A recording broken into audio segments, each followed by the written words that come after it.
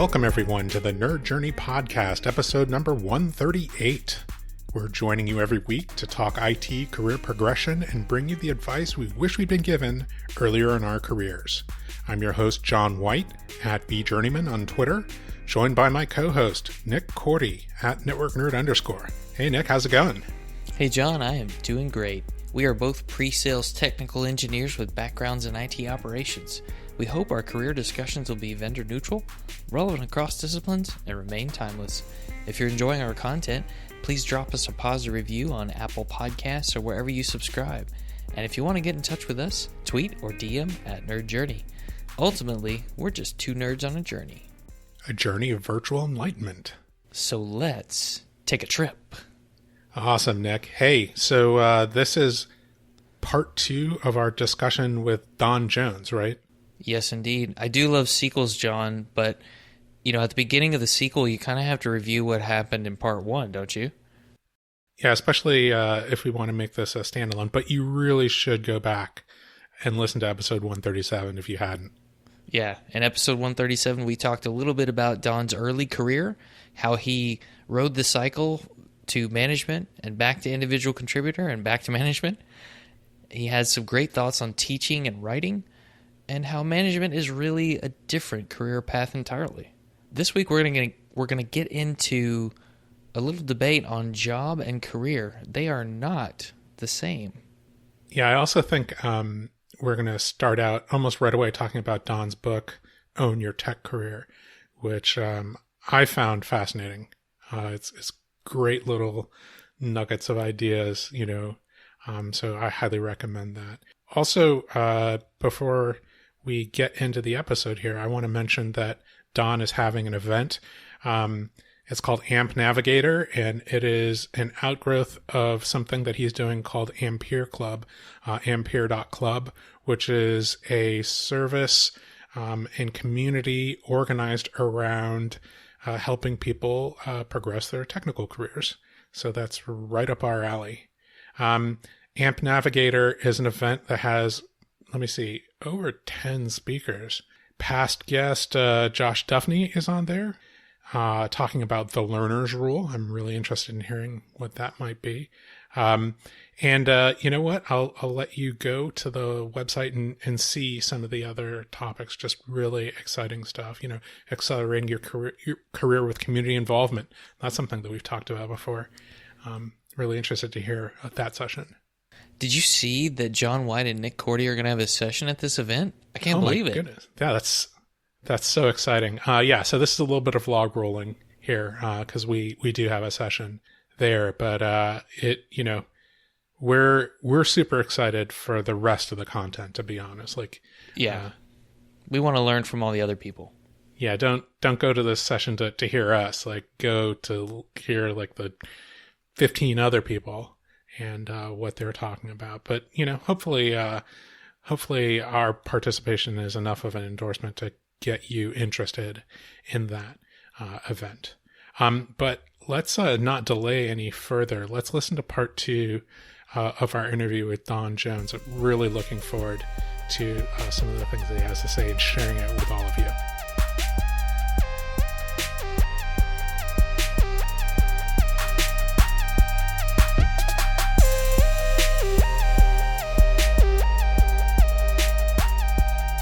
A lower level manager will get paid the same as a slightly higher level individual contributor because it's a different profession, and that is the premium that the market places on management skills. That's just free market economy. It's how it works. So it's a different job family. You know, you're no longer a programmer, you are a manager. It's a different job, which is why a lot of people shouldn't do it if they don't want to do that job. I think the worst thing you can do, and this is the mistake I made a couple of times, is take on a management job without realizing that you are switching careers. You are going to be a lawyer now, not an accountant. And I think that's where a lot of people get hung up. They get depressed about it. At least I did. It's a big decision, and it's a decision that you should do knowing what the right outcome, like these are the outcomes that this new job can create. And I want to do it because I want to do that job, not just because I want some more money or I want a better title. Like the rat race aspects of it are one of the things that infuriates me the most, particularly about American culture, is this: we get out of school, and obviously your first job is not going to pay that much, right? Because you're fresh. And so like you're kind of getting some experience and you're looking for that opportunity, that pay raise, that title bump, that next pay. And when does it stop though? Like no one ever tells us when you can just quit and just do your job. One of the big things in my book, in fact, the first chapter, is you have to define what success looks like in your life. What kind of life do you want to live? How much money is that going to take? How much time is it going to take? Because those are the balances with a job, right? A job gives us money and it takes time. So what kind of life do you want outside of work? What kind of job will offer that life? And that is your success. And now you have to chart a path to that success, just like you would plot a path on a GPS to a destination. And once you get there, you're there. You can stop, get out of the car, and enjoy the scenery. Things are going to change, right? Young person, maybe get married, decide to have kids. Your definitions are going to change. Totally fine, normal part of life, but redefine. Like actually sit down, talk to your stakeholders in your life. What does success need to look like? I am now going to be very, ruthlessly efficient about getting to that success, and then I'm going to stop. I'm not going to chase the next thing. I don't need to. I'm there. That's so interesting. Like, for most people, they definitely don't think about an endpoint, right? It's this you get on the staircase and you're never going to stop climbing. Yeah. Right. And to the point where I think, to your point, they might be in an organization that doesn't have like a professional track beyond like P3 or P4. So they have to go to the management track, thinking like that's the next highest version of, oh, I'm an engineer, and being like a, manager of engineers is like the natural next step, which is not. It just feels like it is, right? You know why we think it is? You know why companies treat it like it's the next logical step? Why companies love to hire a good individual contributor and turn them into a manager if they can is because if you've been in that company for a minute, you have so much institutional knowledge about how that company operates that you will be able to be better as a manager than someone we bring in from the outside who has no idea what's going on. Like the ramp up time for a manager, especially the higher you go, is just absurdly high because I don't like the word politics, but it's the personal relationships. It's the little secrets of how every organization operates. But if you've been there for a while, you know those things. And so, we'll try and teach you the management bits. We're really promoting you for your institutional knowledge. And that's why companies do it. And like just really recognizing that that's what's happening can help you kind of understand, all right, what's the right decision for me? Institutional knowledge network is probably part of that, that can Huge. be wrapped into that. But it's also like the short-sightedness of the organization to not know that what they really need is another step up on the rung of the professional track, because you can keep that person and you're avoiding the Peter principle, is it? Where you rise to your level of incompetence. Like that's it's a little bit. I have a kind of a different take on it. Like, I feel that there's a difference between job and career. Your employer owns your job, right? They need to give you the tools that you need to do the job. So if you need this software, they need to give it to you. If you need this training, they need to give it to you. You own your career. Your career is bigger than your job. Your career is what gets you your next job. You own your career. You are responsible for whatever it needs to feed your career. If that means you need to go take a class on something that has nothing to do with your job, you need to invest in that. You need to pay for it if that's what's right for your career. And if your current company just doesn't have the space and the room to create a nice glide path for you to get promoted, well, it's fine. It's not their responsibility. Their responsibility is to give you the tools you need for your job. If you know your career needs to take you to a step they don't have, then you need to get your career in shape so that you can go to a company that does have that step. And that's all your responsibility. Yeah, you know what? Companies do need to do a good job of providing that when they can, because acquiring new talent is so difficult and expensive and time consuming. it would be better to keep the ones we've got and let them move up. But I tell my folks, like, look, if you outgrow us, I will write the recommendation letter for wherever you want to go. Like, I want to see you achieve your success, and we might not have that here. We just might not, and we're not responsible for that. But focus on it and chase it, and let me know how I can help get you there, even if that means you need to leave. I would think that not every manager does that, Don. I love that attitude, by the way. I think that's fantastic. That's leadership, not management. Of course. Yep. Yeah. I really like that attitude, and I think every successful manager has had some version of that, in their head when they're talking to their people. And the fact of the matter is that not every organization has a need for that next level of professional ladder that you might be ready to progress to, right? Yeah. So, if the natural next progression for somebody is that like level 5 professional, and this organization has no need for level 5 professionals, then... And that's why all my friends work for Microsoft now. Bigger organizations have more rungs. I mean, that is the fact of the matter. And they have more needs for higher level individual contributors that are kind of taking on, even then, some of the higher level like leadership and maybe even a little bit of team management, some of those skills, a little bit. Right? Team lead. Yeah.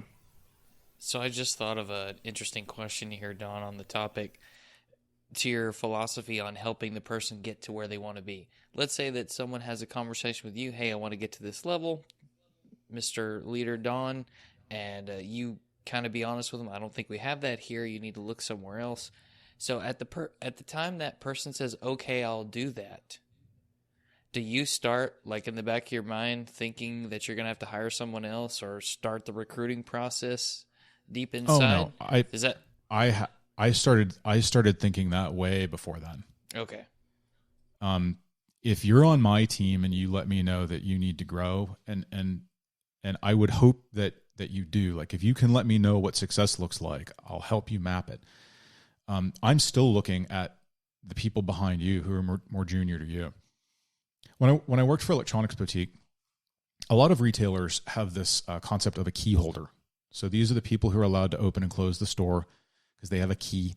Maybe they have a key to the safe so they can get the cash drawer out. And they're the ones who do the opening and closing paperwork. Like they're the trusted employees, usually full-timer manager, assistant manager, something like that. The store I worked in, every single employee did every single job. The first stint I worked for them, I was in high school. So I was probably doing like 3-hour shifts in the evenings, 3 times a week. I did closing paperwork. I did merchandise returns. I did everything, literally everything. And when the time came for the company to need an assistant manager, like you, and the barrier for me to move from that, sales associate to assistant manager was 0 because I already knew how to do the job. And then when the time came for me to be a manager, I already knew how to do the job. So it was very, very easy. So I'm a big advocate for exposing team members to as much different experience and responsibility as they are interested in taking on, with the understanding that, maybe not everything is your job, and I don't want you to do it every day because I'm not paying you for it, but I'd like to expose you to it so that if an opportunity comes up, you're kind of ready. I think it's very healthy for organizations. Tremendously. I don't know that every organization is actually run that way, but... Well, what's funny is one of the reasons we hate promoting people out of the company, right, is because then I got to hire someone to replace you, and that's a pain in the neck. But if I've done my job as a manager well, then I've already laddered out a likely succession. So off you go. Bye-bye. Good luck. Love you. You are going to get promoted up to there, right? We're going to interview, but you're qualified for it. I've made sure of that. And then your position, there's someone. And now all I need to backfill is an entry-level position. And I don't have a lot of job requirements. It's easier for me to hire somebody. That's like my ultimate feeling about how we fix some of the diversity problems we have in tech is we need to create more openings in entry level positions. Like stop trying to hire P5 practitioners and create a promotion chain that leaves a lot of empty spots at the bottom, because that's how we can bring young people in. If I bring in a 20-year-old, they don't need to make $80,000, I hope. So they can take a lower paying job that has fewer requirements. And if I'm confident in my ability about skilling them up, I can bring them up through the entire organization in whatever direction they might want to go, or wish them farewell as they go off to another opportunity. So I really think a lot about succession planning and about who in my organization is ready to move up. And I want everybody ready to move up if possible. I love this idea of exposure to the different jobs, because I think you can be told about something, about what it's going to be like, just like you can be told what it's like to be a parent. But until you experience it, you don't really know what it entails completely. And certainly you don't with just a little bit of exposure, but you know more than you did by just being told. Yeah, and asking your leader or manager to explain things, like in small words, is important. I have to make decisions sometimes, and my team will go, well, go ahead, ask. Well, but why? Because our market indicators are growth and gross margin. And when, this particular thing is a cost of revenue, and so that lowers our gross margin. So we can't do that because we need to get our gross margin higher. So we've got the room to pull the margin down by adding that cost of revenue. I'll run through that whole explanation until they tell me, okay, yep, I totally understand now and get it. Because that's great exposure for them. They're going to understand more about why the company operates the way it does. They're going to be better lined up to make that type of decision themselves in the future.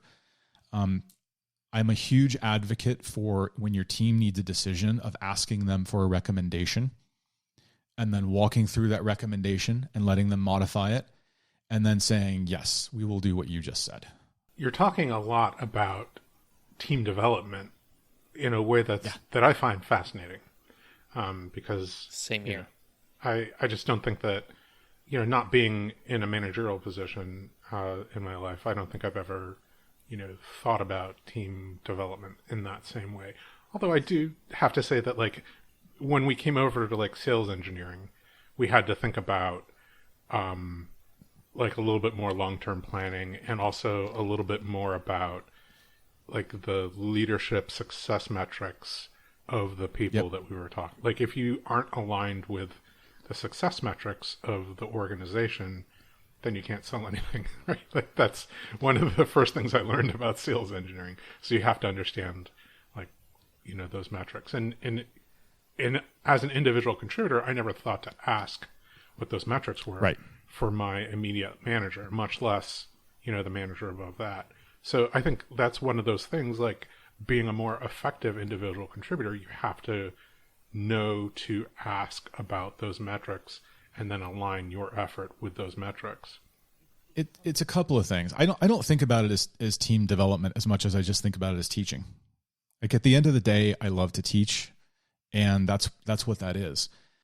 The problem is that for most of us, learning has been a push activity. We go to K through 12. Not all of us wanted to. I sure as heck didn't. And we're not asked to express our curiosity all that much. Maybe you had a really good teacher in government or social studies or something like that really kind of encouraged curiosity. But really, we're being taught to pass standardized tests because that's what the teacher is measured on, right? And so learning is push. We're told what to learn, and then we're taught it. You go to college, it's pretty much the same thing. There's an agenda. There's a curriculum. That's what they're going to teach. None of us really develop professional curiosity. You hear people a lot of times use the phrase, I'm a lifelong learner. And I hate those two words when they're used in that combination. Because it's such a long scoped thing, right? Who's a lifelong anything? Am I a lifelong whiskey drinker? Well, I didn't start for the first 21 years, right? So clearly I'm not lifelong. It doesn't mean anything. I do a series every morning on my Twitter feed at, I think, 8 or 9 a.m. Pacific. There's a post that says inspiration for daily learning. And it's usually a Wikipedia article, and it's super duper random. Although sometimes there's fun sequences, and you can kind of see the rabbit hole I went down. And every day I read a Wikipedia article. I time box this. I give myself 10, 15, 20 minutes, and I'll follow some link. Maybe I don't read the whole article. I'll hit a link. I'm going, well, that's interesting. Because it develops curiosity, and your brain, in a way, is like a muscle. You can go to the gym and you can increase the strength and endurance and flexibility of a muscle through doing exercises. Your brain does the same thing. When you force it to be curious and you force it to learn, it will become curious and it will be better at learning. And then when someone at work says something, you're going to treat it like a link in a Wikipedia article, and your brain's going to go, what's that? What is that? And maybe you'll look it up later on your own, or maybe you'll go to that person and say, hey, what is that? That curiosity, that turning learning into a pull activity instead of push, is what moves us forward. That's what gives us the ability to expand our capabilities and to really nurture our career. The thing that used to frustrate me the most, there's a technology in PowerShell called desired state configuration, DSC, and I would talk about it when it first came out. And people get really revved up about it. It's actually really cool how it works. And folks would come up after a presentation and say, yeah, this is really cool. I'm just sorry I'm never going to get to use it. Well, why? Well, we don't do that at work. Do you have a virtual machine? Are you not curious? Do you not want to play with this? Because if you're not learning. And whenever you do need to learn a thing, your brain's not going to be there for you. But if you get it into learning condition, one of its survival mechanisms will be to make learning easier. You will learn faster and more effectively if you do it every day. It's like the gym. You got to do it every day or it doesn't count. So that's what that series of tweets is. It's inspiration for daily learning, just to give you a reason to go make your brain be curious for a minute. You got to prime that weed eater if you want it to start on the first pull. Yeah, that's exactly it. It kind of feeds back into something that you mentioned a little bit earlier, which was this was like a while back, but you talked about nursing or accountancy as having like a more formal learning path than almost anything in technology, right? Again, Nick and I are in sales engineering. There's no degree in college that you go to and the natural next step is and then you become an entry-level sales engineer, which is almost a thing that doesn't exist, right? I think it seems like in a lot of tech, and especially tech where there's no set learning path or career path for the entry level, it's a lot more in that apprentice, journeyman, master model, but there's no clear point that you go to become an apprentice. Not in the U.S. Right. Other countries, Germany notably, does a far better job. Apprenticeships are much more baked into their professional culture with ours. It is a shame. There are companies who do it. I've worked with a couple of banks who've almost given up on hiring people with skills. They hire kids out of high school and teach them skills and put them through apprenticeships. I was an apprentice. It exists in the trades, right? Carpentry, plumbing, concrete, all those things have very formal apprenticeships. There is zero reason as an industry we could not do that. There's two reasons we don't. One is very few companies know how to use learning as a tactical business tool. A lot of them see it as overhead or it's a fire drill. We have an initiative and now everyone has to learn X. But because we don't treat it as a part of the business that we're constantly operating and iterating and improving on, it's not there for us when we need it. If a company was confident, and so this is a funny thing. Run the math for a second. Everybody complains about the problem with diversity in tech, and every single company says they're committed to solving the problem. But if you were really committed, anyone can learn tech, right? Setting aside certain aptitudes for, you're going to be good at programming or network engineering or whatever else. Anyone can learn to do something in tech. If that's the case, and we really care about diversity, why would we not get really good at teaching those skills and then we could hire for the diversity that we say we want? Instead, we hire for the skills, but I can't teach you to have a different cultural background. So I can't ever fix that problem. I can't ever generate the diversity I want. But if I can confidently state that I can teach skills, well then like it's wide open. I can move in whatever direction the business needs because I know how to teach my people how to learn. They know how to learn. I know how to teach them. I know how to measure it and everything. You know, the phrase is every company now is a tech company. That means every company has to be a learning company because tech doesn't stand still. It's not the lumber industry where we haven't had a new tree in 100 years, right? Everything is constantly changing in tech and it requires constant learning. So if you are a tech company, you have to be a learning company. If you're a learning company, nothing is forbidden. You can have the exact workforce you need and want at any minute of the day because you can confidently teach skills. And I think that's something that executives need to triple down on. I think they need to hire the people who can make that happen. I think they need to make that part of the culture. And that doesn't mean, oh, we have a culture of learning. That phrase makes me a little nauseous sometimes because it gets thrown around so much. It means we know how long it takes to teach, and we're not going to roll out an initiative with 1 week's notice.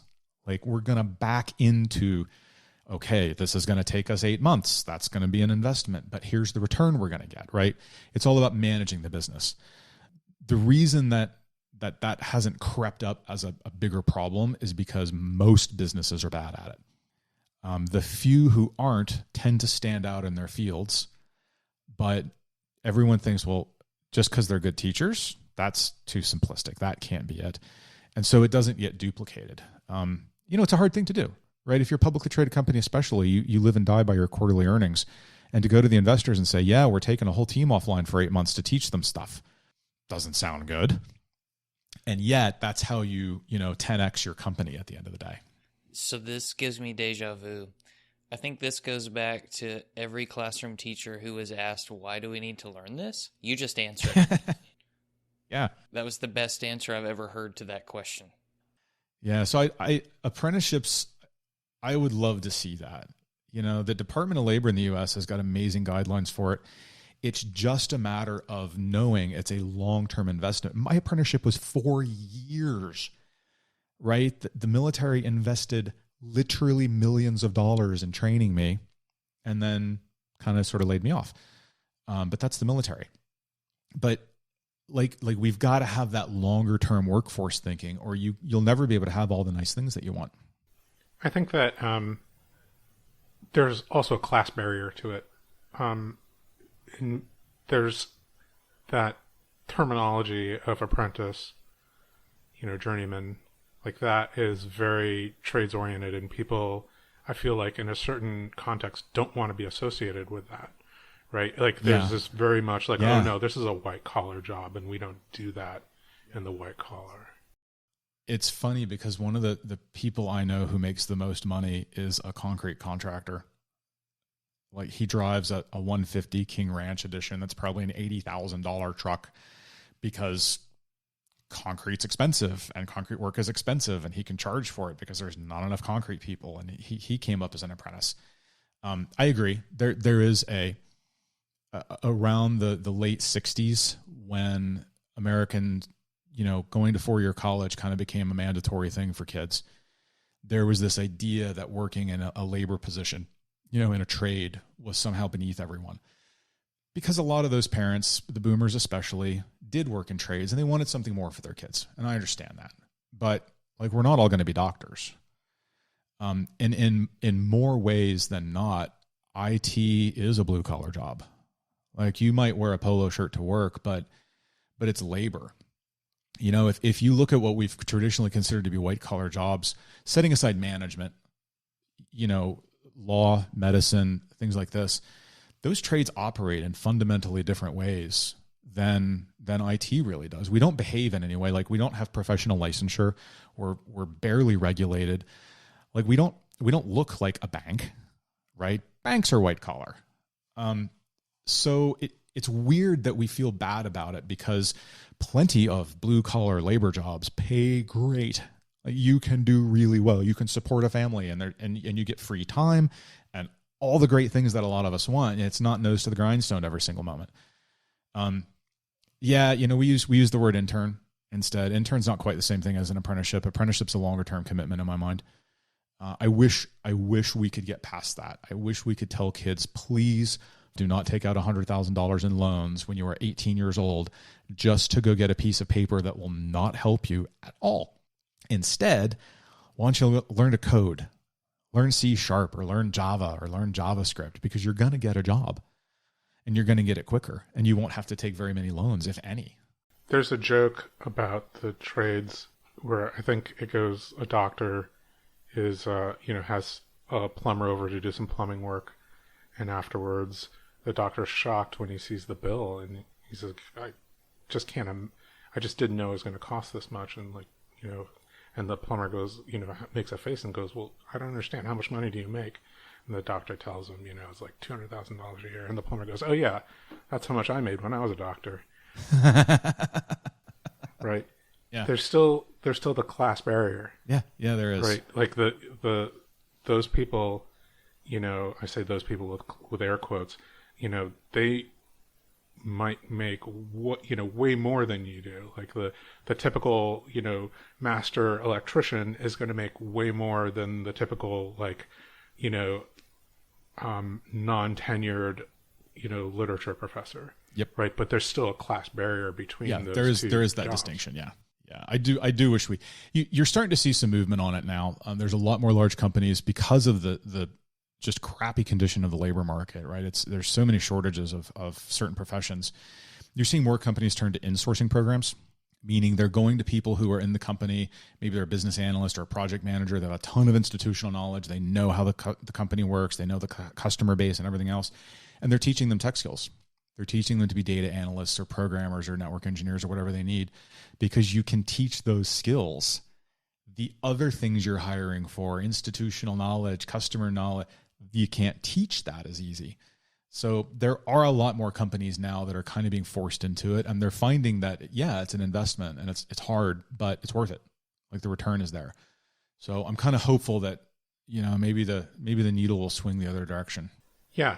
Hopefully we're starting to come out of lockdowns and, fear about COVID. But, one of the things that we've noticed is this distortion in the labor market. Yeah. And what people were willing to work for before, and suddenly they realize, oh, wait, I wasn't actually thriving. I was hustling. I was barely getting by, or I wasn't getting by, and what I really need to do is something else.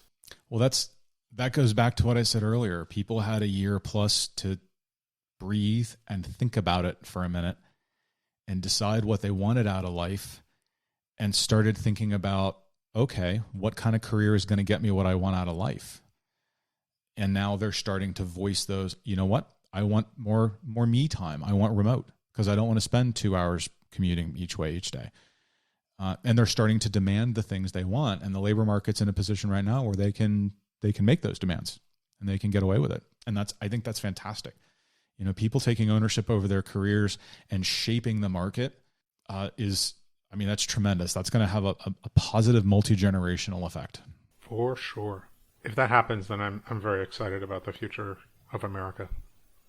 Yeah, I'm too. I'm fairly optimistic most of the time anyway, so.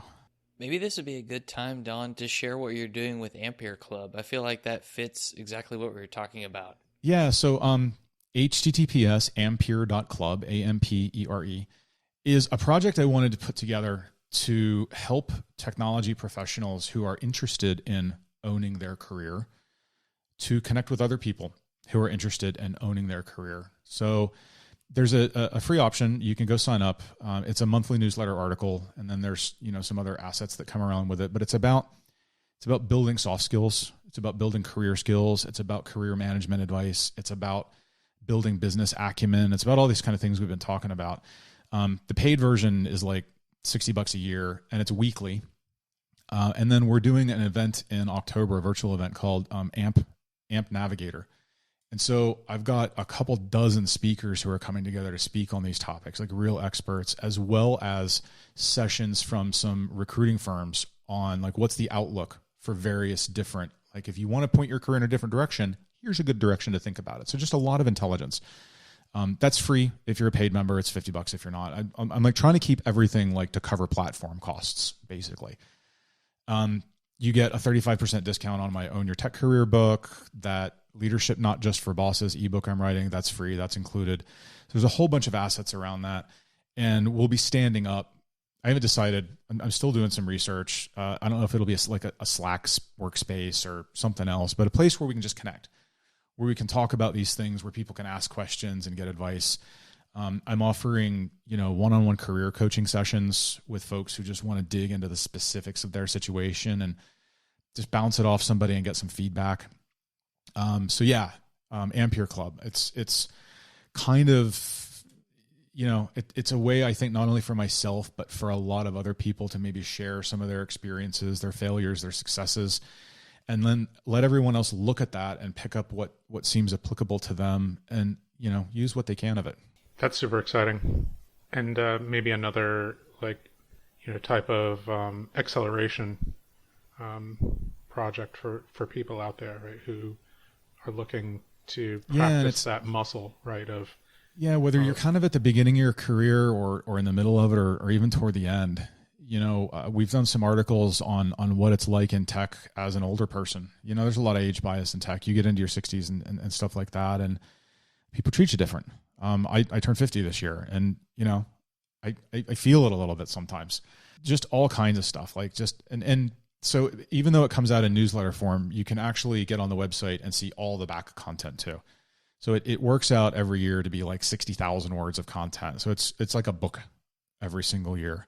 Well, and this goes back to what we were talking about earlier.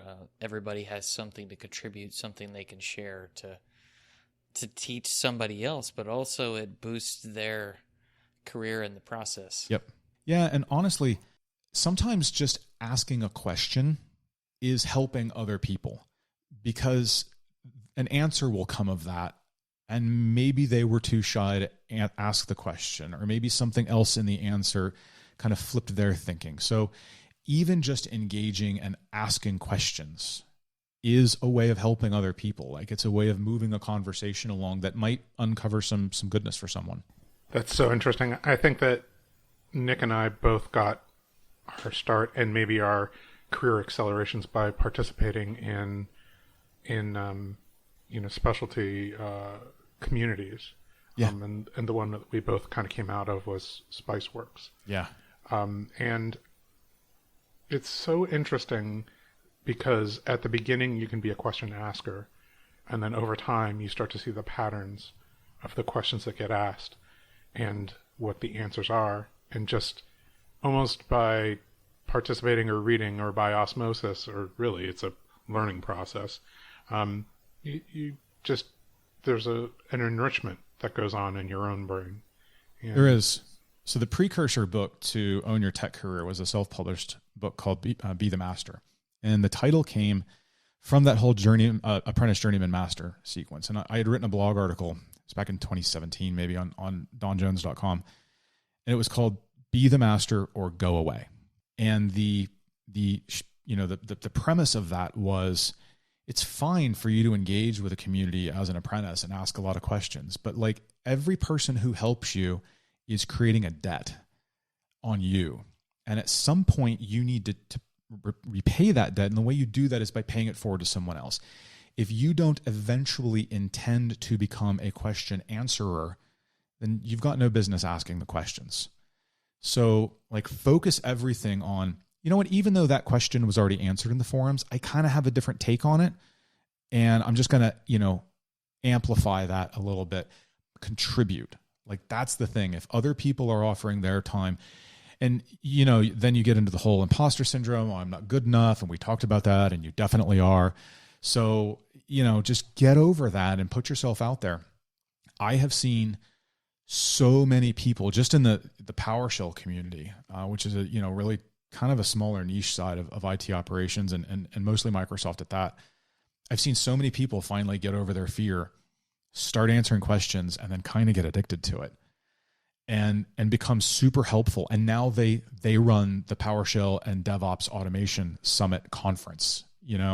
They do user groups. They get MVP awards from Microsoft, all because they finally just, got over that first hump and posted that first answer and found that, wow, that was well received.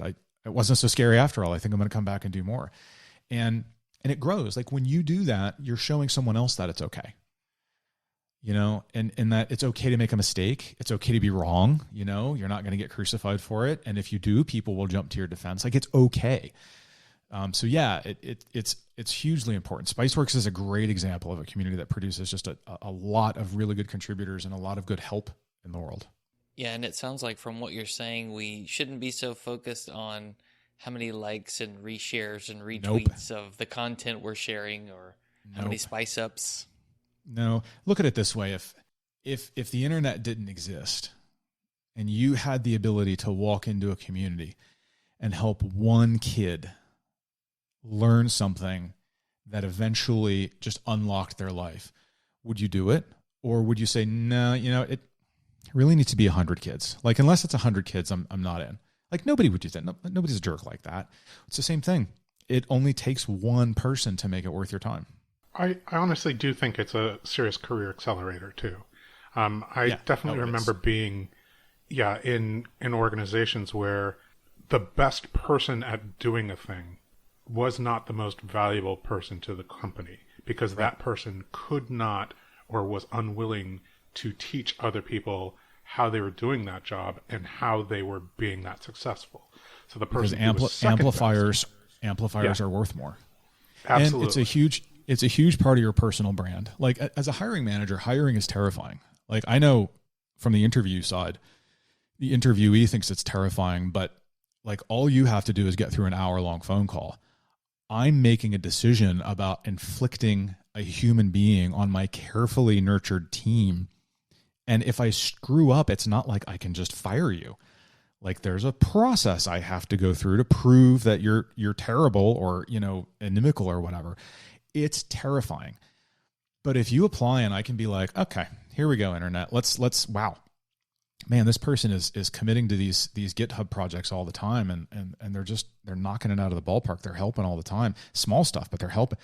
They're over here in these forums doing all this stuff. Oh, look, they've got a blog. They kind of they post about the mistakes they made and what they learned. Yeah, I like that person. Like, I want that type of person, So that community engagement, particularly in the tech industry right now, is a tremendously important part of your personal brand.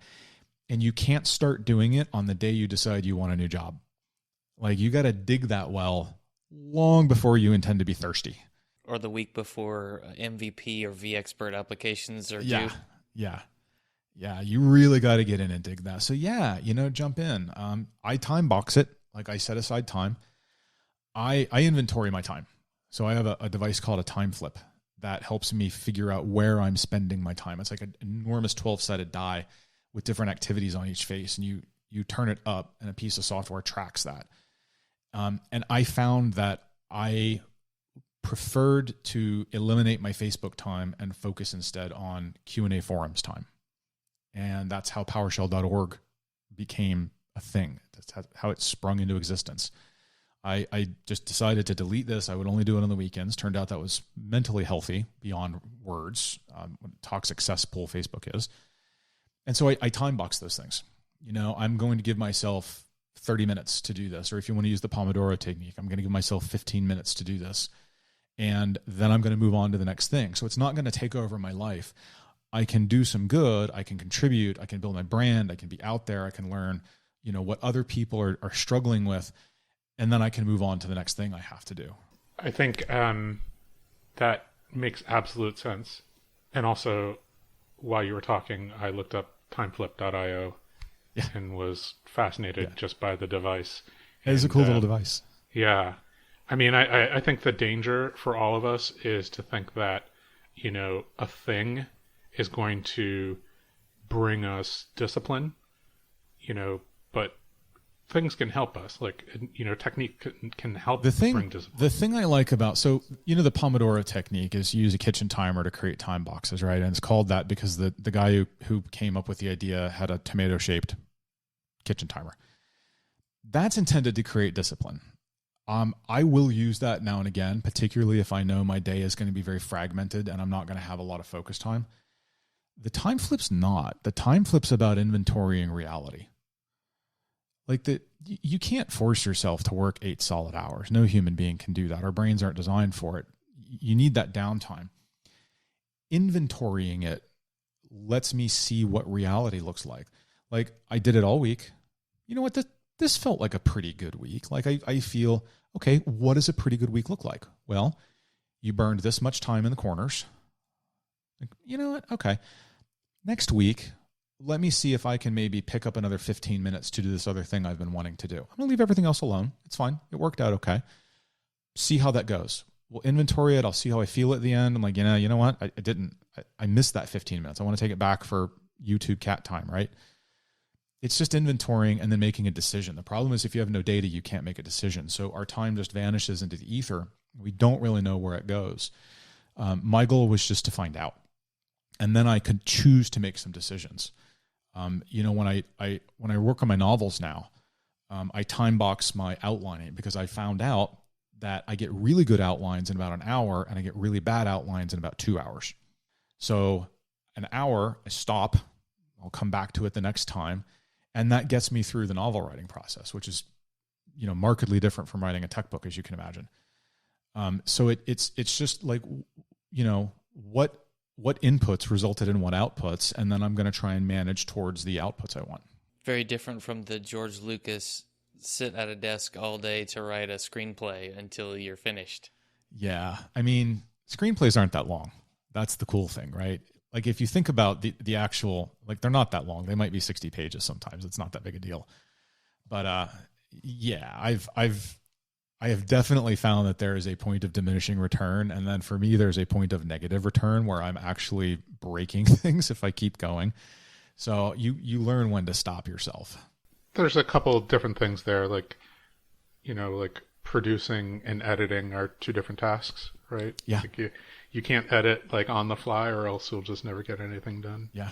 I've listened to authors with, severe writer's block, and it was always like you hear them talk about writer's block, and it's always about editing while they're writing. Like George R.R. Martin with the wheel. I have never suffered from writer's block ever, not once, because I outline, I know what I'm going to write, and then I write it, and then at some point later, I will go back and reread it, and that's when I'll edit. I might say, okay, look, I really need to expand this section, so I'll make a bunch of blank lines in the manuscript, and I'll add some notes, and I'll come back to it later when I'm in the mood. But, I'm in editing mode now, and that's different.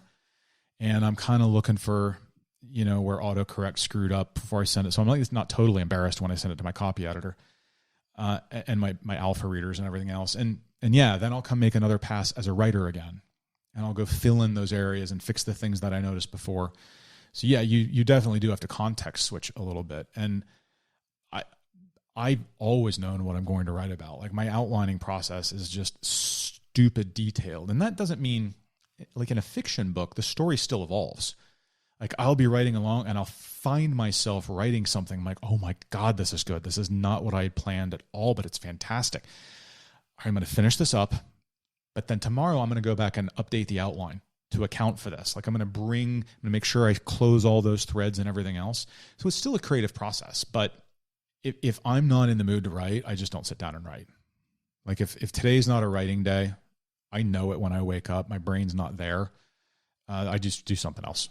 That's why I always have like 3 or 4 projects going, right? There's always something I can productively do if today's not the day to do this. Don, I feel like we might need to have you back to talk about... Happy to. Just even like, I can think of one thing off the top of my head, which is the transition for people out there who are looking to, add something to their plate to maybe, getting started in blogging or something like that, that from doer to content developer would be, absolutely. Just one topic. But I really want to thank you for your time this evening. Absolutely. Just spending the time that you have. And it was a fun chat. I really enjoyed talking to you. So yeah, make a list. We're getting the master class right now. Happy to do it again. For sure. One more time, can you tell us your socials, where people can find you, follow you? Yeah, so LinkedIn, Facebook, and Twitter, I'm Concentrated Don. My main website is donjones.com. That's primarily about my writing now. And then Ampere Club is my career-oriented project. So if you're interested in like the Own Your Tech Career book, you'll find that on donjones.com. All of my tech books, all my fiction books, everything else are all there. And Ampere Club was ampere.club? Yep. Okay, terrific. And we'll one of the fancy new domain names. Yeah. You somehow you got Don Jones. I had to buy but that. You also went ampere.club. Okay. Yeah, no, I had to buy Don Jones several years ago. Oh, okay. Yeah. Well, with a name like John White, I just figured it would never be possible. Same situation. Yeah. I got lucky and found someone who's like, yeah, I don't really use it. Just give me like $500. I'm like, okay, I can do that. Yes, please. Wasn't one of these $17,000 things. I'm like, nope, sorry. Terrific. Well, Don, thanks a lot for joining us on their journey. Really appreciate your time. Yeah, thanks so much for having me.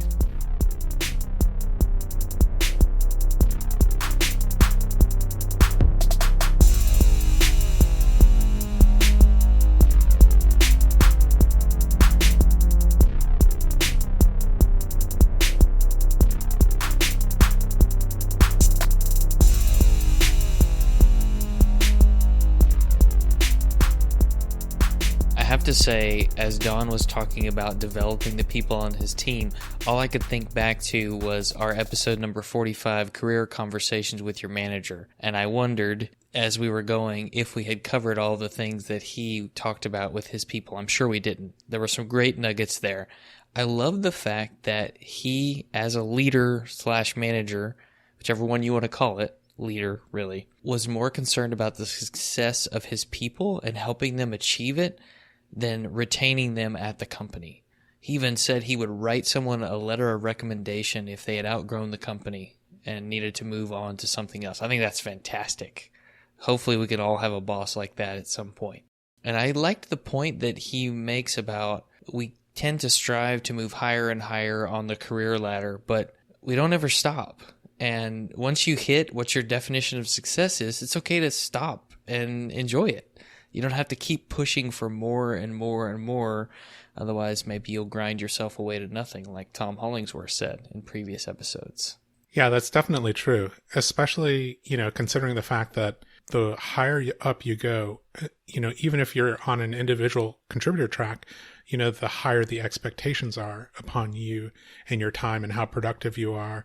And maybe if you're really good, you can be incredibly productive with, very, very little time investment. But, that tends to not actually be the case. Usually it's a little bit more involved. It was definitely something to review. I was like, yeah, I don't know. What is success? Like, what does that mean? And how can we avoid it being more? The answer for success always being more than I have right now, right? I also really liked, the discussion that came up about the trades and versus tech learning, that progression of apprentice to journeyman to master. It's very difficult for me to not bring that up every time somebody mentions it. And of course, in part one, Don talked about that apprentice aircraft mechanic electronics. Okay, I don't remember exactly what it was, but it was definitely like a trade title and trade progression. And I was like, oh man, this is, exactly what I always want to talk about. Getting into it and finding some kind of career progression. I also liked that point that amplifiers are worth more in an organization. So if you can always strive to be an amplifier, like you're going to find a place of value. And then finally, it was almost like a throwaway at the very end, but the time flip and the time inventory.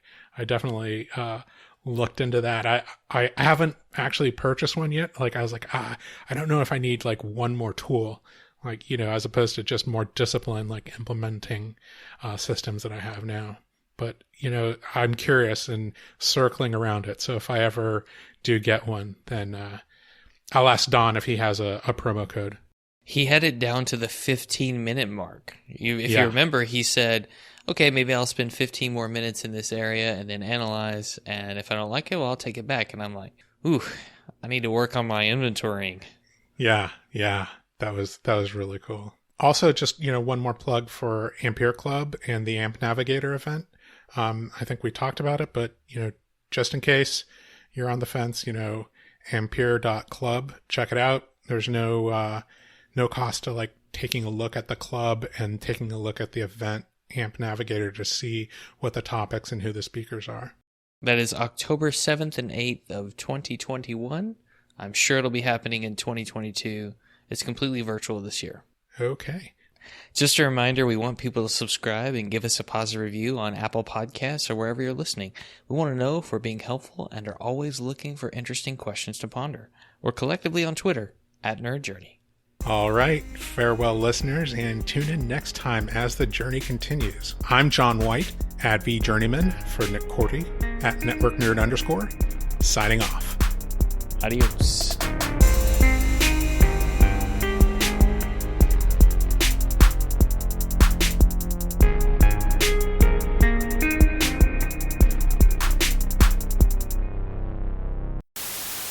Well, anything else before we get out of here? Hang on, I had a thought and I lost it a second ago.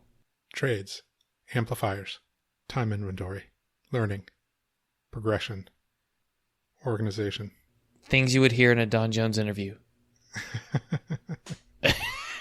Is this $100,000 pyramid? No, it's just saying all the words that I said to see if any of them sparked what you were thinking of. Nah, I didn't.